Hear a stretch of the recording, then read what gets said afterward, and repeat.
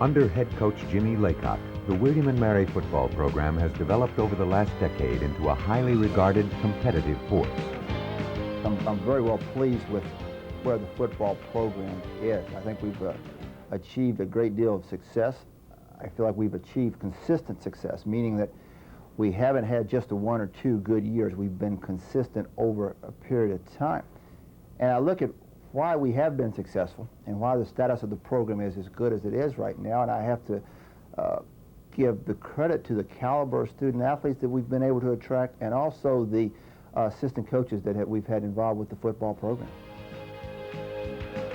In 1989, the William & Mary Gritters made their 3rd postseason appearance in 4 years and finished the season ranked 10th in the nation. The Tribe started off that memorable year in Yokohama, Japan, where cultural exchange topped off a smashing victory over the Japanese All-Stars in the Epson Ivy Bowl. But the early years under Laycock were another story. We didn't win many games the first few years here, but I really feel like the hard work that was done in the early years is a big reason for the success we've had in the later years. I had a team in '74 that was a good football team, but we ended up winning 4 football games, simply because we went through an era of debate. Is college football really worthwhile at William & Mary? And I like to feel that all those guys that played in the '70s and struggled and wrestled and yet hung in there are very much a part of what we've got here today because of that. And when the president and the board decided in early November of '74 to give us a 4-year program, we had 1 game left, Richmond. We were 18-point underdogs, and that team that was only able to win 3 games prior to that beat Richmond 54-12. Richmond, a rivalry begun in 1898, the longest-running rivalry in the South and the 4th oldest in the nation, a series marked by parity. The Spiders and the Tribe will meet this fall for the 100th time, the record 47, 47, and 5. 1921 kicked off a period of success as the Fighting Virginians recorded 12 winning seasons in the next 13 years. Yes, the Roaring Twenties hit, and so did William & Mary football dominance. The Indians proved particularly formidable in 1926, making their first postseason appearance. Well, we were playing Chattanooga in 1926. They had won their conference, and we'd won our conference, and it was the first postseason game, I believe, that William & Mary ever participated in. We were lucky. We came out ahead, and the score was 9-6 in our favor.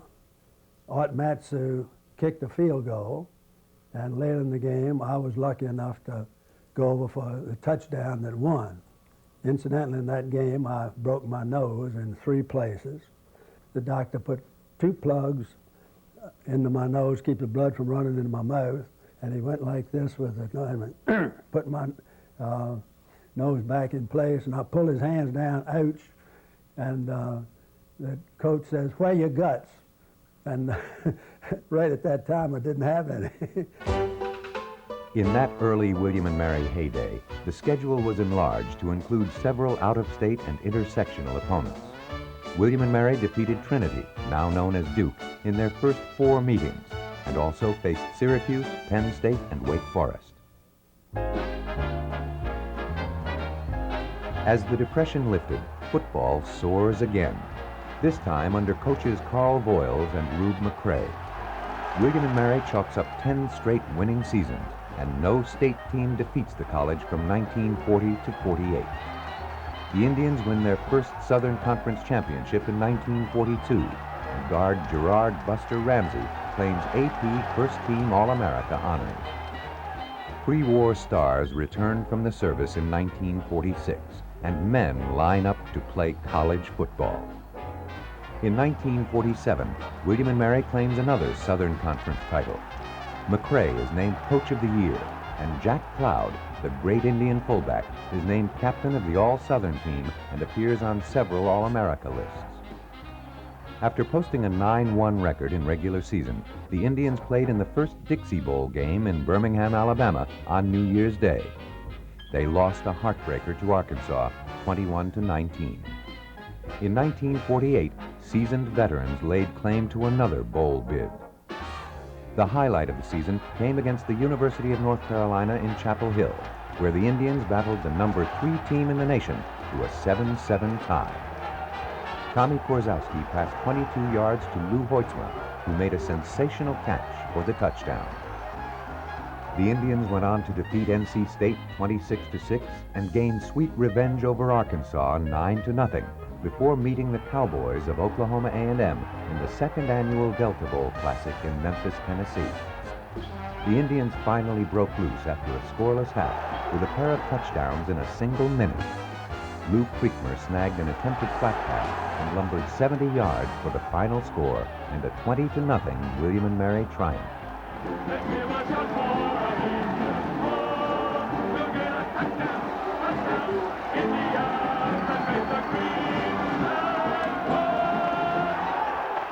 As the heydays of the 40s came to a close, William & Mary players dotted the professional football rosters of the 50s.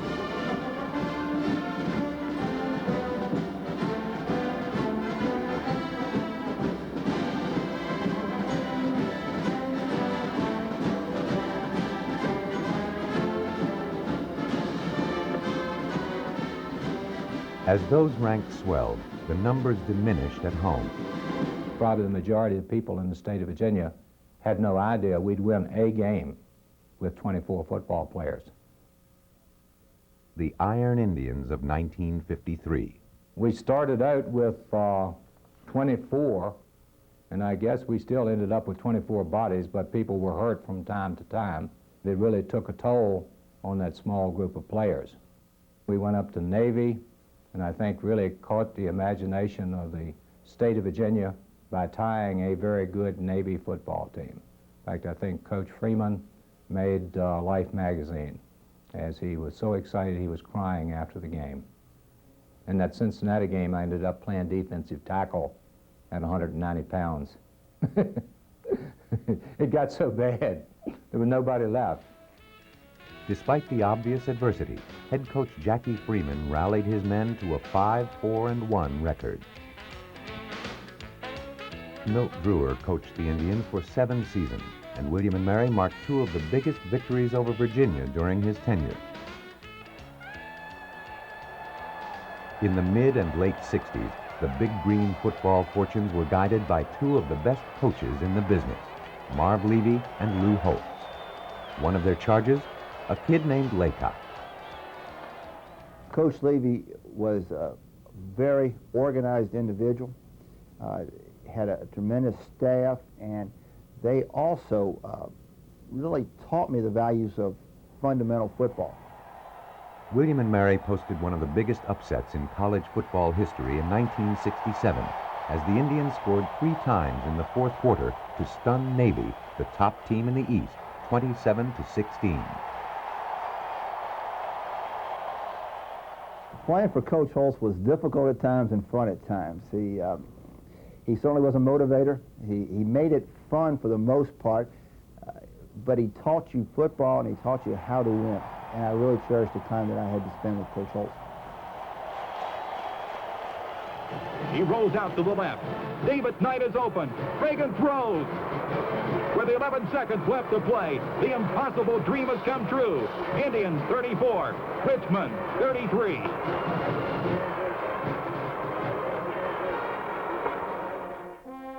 There is an alphabet associated with William & Mary football, and it begins with AB and BS, the degrees earned by the scholar athletes.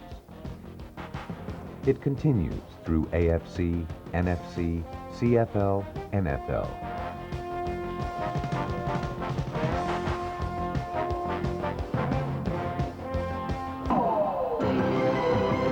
Bukowski splits the backs, drops back to throw. It's intercepted there by Kelso at the 25, at the 30, at the 35, 40, 45, midfield. Down to the 40, breaks into the clear at the 30. One man with an angle on him. He's at the 10, the 5, and scores! That's a run! Run! Run! Run! Run! I almost had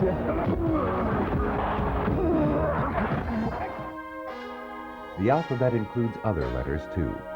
MBA, LLB, JD, CPA, CEO. People in the pros, in football, in all walks of life. Professionals from William and Mary, from William and Mary football.